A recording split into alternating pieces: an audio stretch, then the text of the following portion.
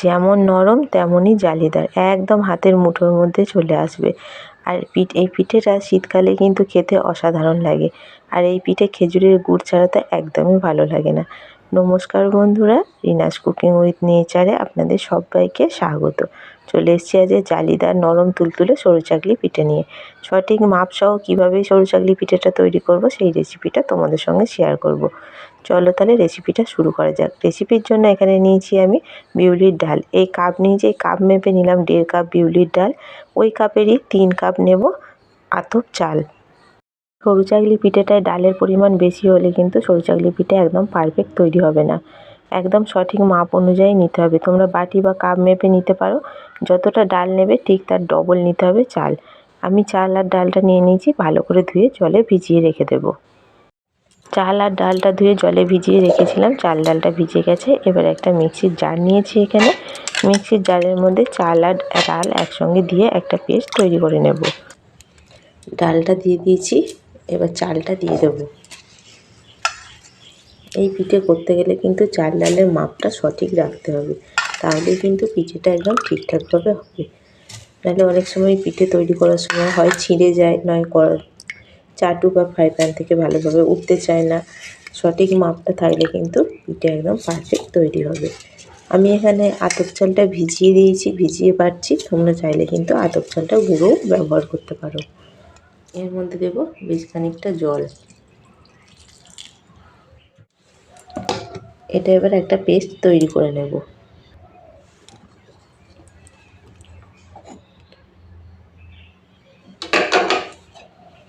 Paste তৈরি করে নিয়েছি, এটা এবার ঢেলে নিচ্ছি।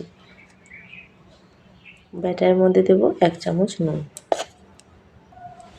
খুব ভালো করে গোলাটা গুলে নিতে হবে নুনটা দিয়ে। আর এটা ব্যাটারের ঘনত্বটা আরও পাতলা করতে হবে। এতটা ঘনত্ব রাখলে হবে না। দেখেছো, এটা অনেকটা ঘনত্বের আছে, যেমন আমরা কেক তৈরি করি ব্যাটার সেরকম ঘনত্বের। কিন্তু এই পিঠেটা তৈরি করতে গেলে একদম ব্যাটার পাতলা করতে হবে। এখান থেকে বেশ খানিকটা আমি তুলে নিচ্ছি। আর ব্যাটারের ঘনত্বটা দেখছো, দেখলে বুঝতে পারবে। হাতের পিছনটা দেখো। ব্যাটারটা পাতলা করার জন্য এর মধ্যে বেশ কিছুটা দিচ্ছি জল।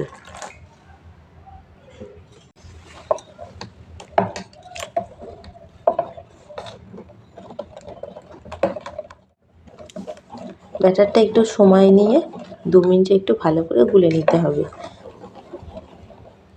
এখন ব্যাটারের ঘনত্বটা দেখে বুঝতে পারছো যে কতটা পাতলা আছে। ভালো করে গুলে নিচ্ছি। 10 মিনিটের জন্য এটা রেস্টে রেখে দেব। 10 মিনিট পর ঢাকাটা এবার খুলে নেব। আবারও খুব ভালো করে একটু গুলে নেব। ফ্রাই প্যান বসিয়ে দিয়েছি গ্যাসে। ফ্রাই প্যানটা প্রথমে ভালো করে গরম করে নেব। এই পিঠেটা চাটু বা ফ্রাই প্যানে যাতেই করবেন না কেন, প্রথমে কিন্তু আগে ফ্রাই প্যান বা চাটুটা খুব ভালো করে গরম করে নিতে হবে। না হলে কিন্তু এই পিঠেটা দেওয়ার পর কিন্তু সরু চাকলিগুলো আর উঠতে চায় না। খুব ভালো করে গরম করে নিয়েছি। অল্প একটু সাদা তেল ব্রাশ করে নেব প্রথমে। খুব ভালো করে ফ্রাই প্যান গরম করে নিয়েছি। যে ব্যাটারটা রেখেছিলাম এখান থেকে প্রথমে খুব ভালো করে চালিয়ে দেবো।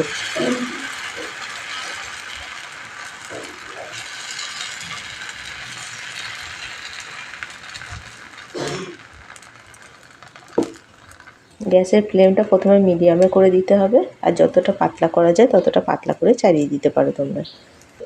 তোমাদের একটু কাছ থেকে দেখায়, দেখো আস্তে আস্তে এই ধারগুলো দেখেছো উঠে যাচ্ছে। যখনই হয়ে যাবে ওপরটা এরকম কিন্তু ড্রাই হবে, আর আস্তে আস্তে পাশ থেকে কিন্তু উঠে যাবে। এই দেখো, তোমরা দেখলে বুঝতে পারছো।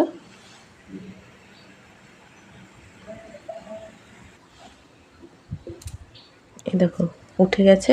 এবার আস্তে আস্তে এটা উল্টিয়ে দেবো। দেখো কত সহজেই কিন্তু উঠে গেল। একটা সরু চাকলি কিন্তু আমার একদম রেডি হয়ে গেছে। দেখে বুঝতে পারছো যে 2 পিঠই শুকনো হয়ে গেছে। এই সরু চাকলিটাও হয়ে গেছে। আমি এটা আবার তুলে নিচ্ছি।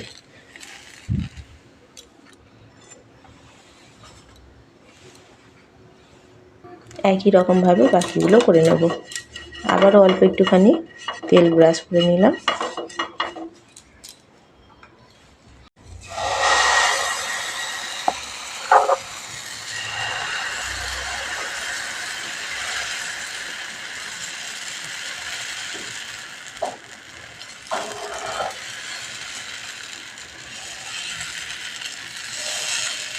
যেমন বড় তৈরি করতে চাও তেমন বড় তৈরি করে নিতে পারবে।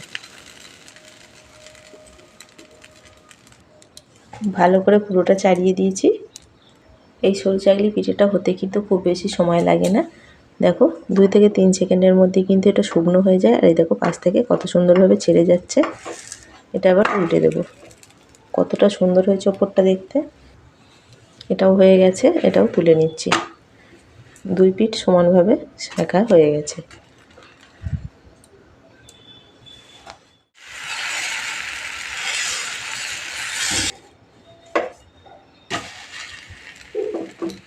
এই যে দেখা যাচ্ছে এরকম কিন্তু জালিদার তৈরি হবে।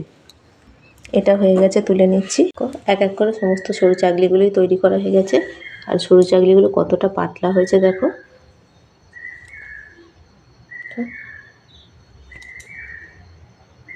একদম কিন্তু হাতের মুঠোয় চলে আসবে, এতটা নরম আর পাতলা হয়েছে।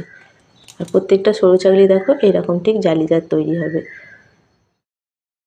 সরু চাকলির রেসিপিটা তোমাদের কেমন লাগলো কমেন্ট করে জানিও। ভালো লাগলে একটা লাইক কমেন্ট শেয়ার করে দিও।